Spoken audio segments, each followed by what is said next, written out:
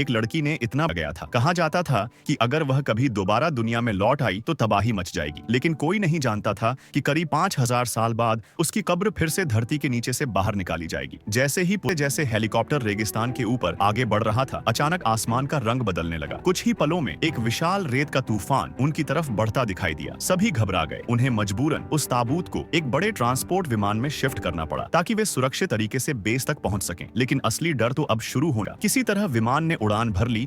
Team का एक सदस्य विक्रम कुछ दिनों पहले उसी प्राचीन मकबरे में एक रहस्यमयी मकड़ी के काटने का शिकार हुआ था। तब से उसकी हालत लगातार खराब हो गया। उस ताबूत पर लिखे प्राचीन शब्दों का अध्ययन कर रही थी। वहीं निखिल उससे उस कब्र के मालिक के बारे में जानकारी ले रहा था। जया ने बताया कि ताबूत के अंदर बंद व्यक्ति का नाम अमरनाथ था। जैसे ही निखिल ने यह नाम सुना, उसे फिर वही अजीब भ्रम दिखाई देने लगे। उसे ऐसा लगा मानो गोलियां लगने के बाद वह जमीन पर गिर पड़ा। सभी लोग अभी यह समझने की कोशिश ही कर रहे थे कि आखिर हुआ क्या है। नामुमकिन है। उसके पास केवल एक पैराशूट था और उसने बिना सोचे समझे वह पैराशूट जया को पहना दिया। कुछ ही सेकंड बाद जया सुरक्षित बाहर निकल गई, जबकि निखिल टूटते हुए विमान के साथ हजारों फीट नीचे गिरने लगा। सभी को यकीन था कि वह मर चुका है, लेकिन कहानी यहीं खत्म नहीं होती। कुछ समय बाद अस्पताल के एक मुर्दा घर में रखी लाशों के बीच अचानक एक शव उठकर बैठ गया। वह निखिल था। वह जिंदा था। उसे खुद समझ नहीं आ रहा था कि वह कैसे बच गया। वह हजारों फीट की ऊंचाई से गिरा था, फिर भी उसके शरीर पर एक खरोंच तक नहीं थी। लेकिन तभी उसके पीछे से एक आवाज आई। निखिल ने मुड़कर देखा और डर के मारे जम गया। उसके सामने विक्रम खड़ा था, वही विक्रम जिसे उसने अपनी आंखों से मरते देखा था। विक्रम ने कहा, तुम मरे नहीं हो निखिल, लेकिन अब तुम्हारी हालत मौत से भी बदतर है। निखिल को धीरे धीरे पता चलता है कि उस प्राचीन कब्र के साथ